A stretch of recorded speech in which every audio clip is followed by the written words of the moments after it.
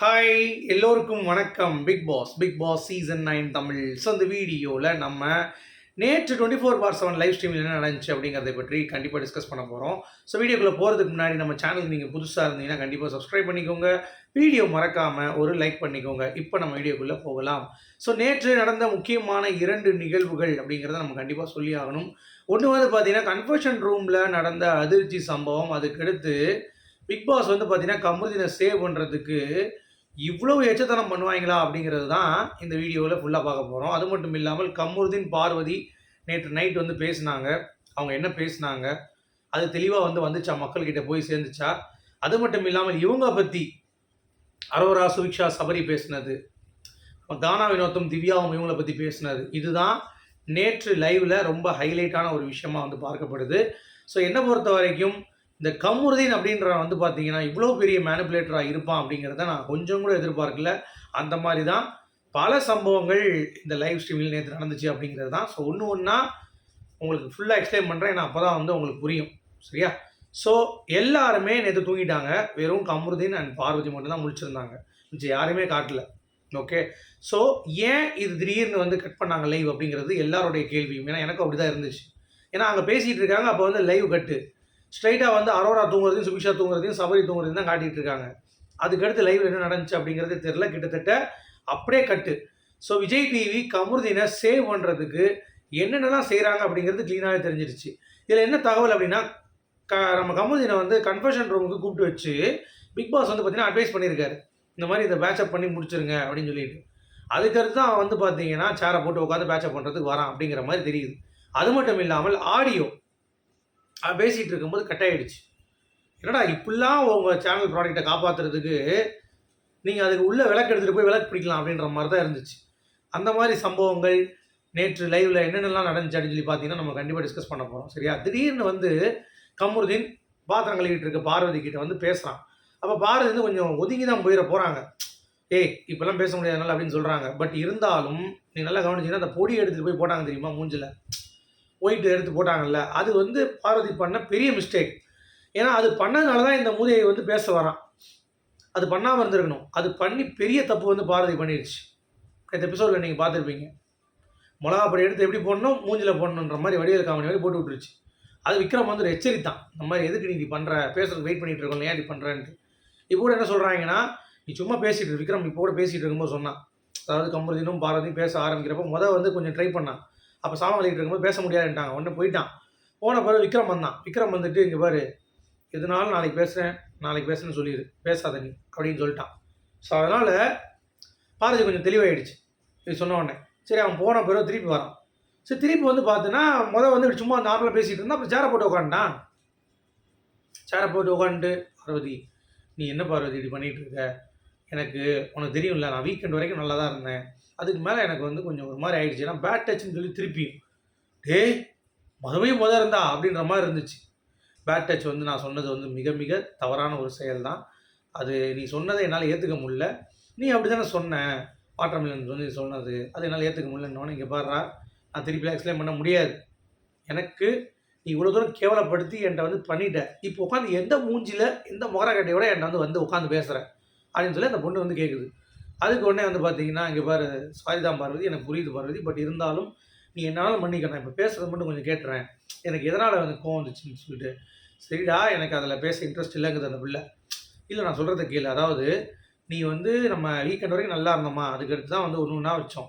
அது ஓகேடா, நமக்கு சண்டை வந்துச்சு, அதுக்காக நீ யூஸ் பண்ண வார்த்தையில் என்னடா, சாதாரணமாக ஒரு பொண்ணுக்கிட்ட பேசுகிற மாதிரி நீ பேசுன, ஒரு நல்ல க்ளோஸான ஒரு பொண்ணுக்கிட்ட நீ இப்படியா பேசுவேன்?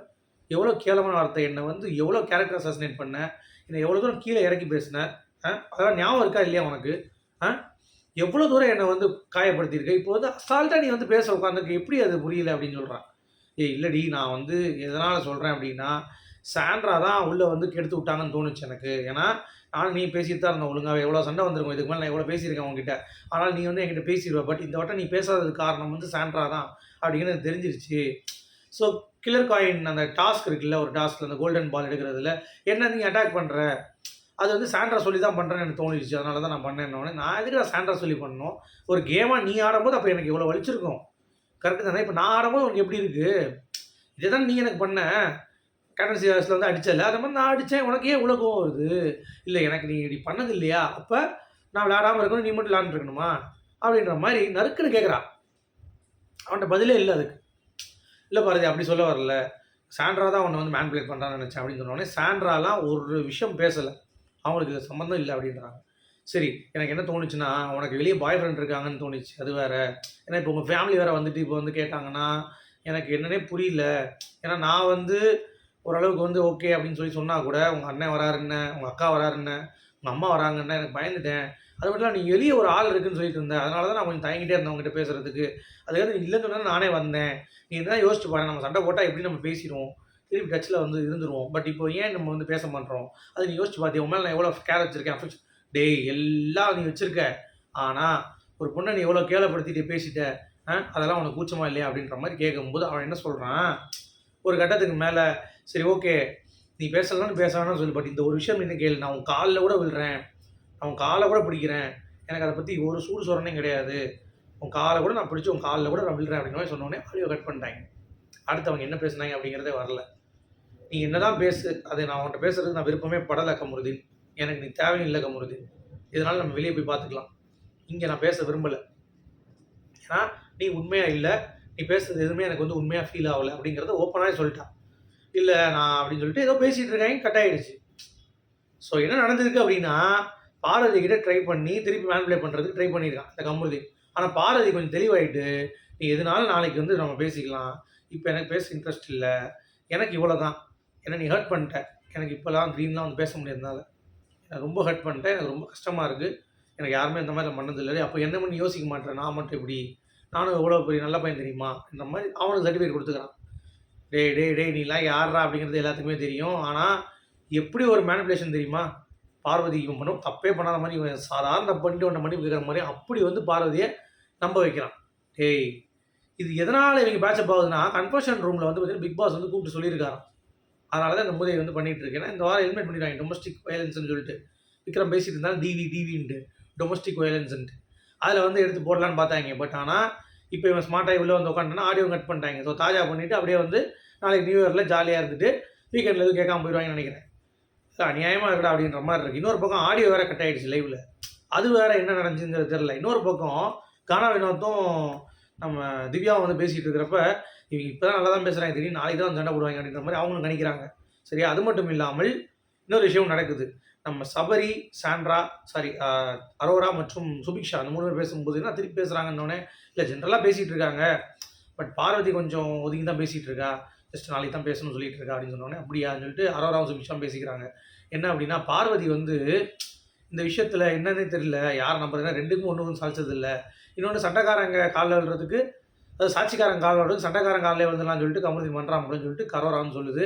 ஐயோ எப்படி தான் பண்ணுறாங்கன்னு தெரியல, ஆனால் எனக்கு கமருதீன் விளையாட மாட்டேன் நான், ஏன்னா எனக்கு வந்து அடிக்கிற மாதிரி வந்தாலும் எனக்கு பிடிக்காது, நான் பயந்துடும் அப்படின்ற மாதிரி சொல்லிட்டு பார்வதியும் கமருதீன் கிட்ட கொஞ்சம் விழுந்துட்டாங்க போல அப்படின்ற மாதிரி சுபிக்ஷா வந்து கரெக்டாக பாயிண்ட் பிடிச்சிட்டாங்க.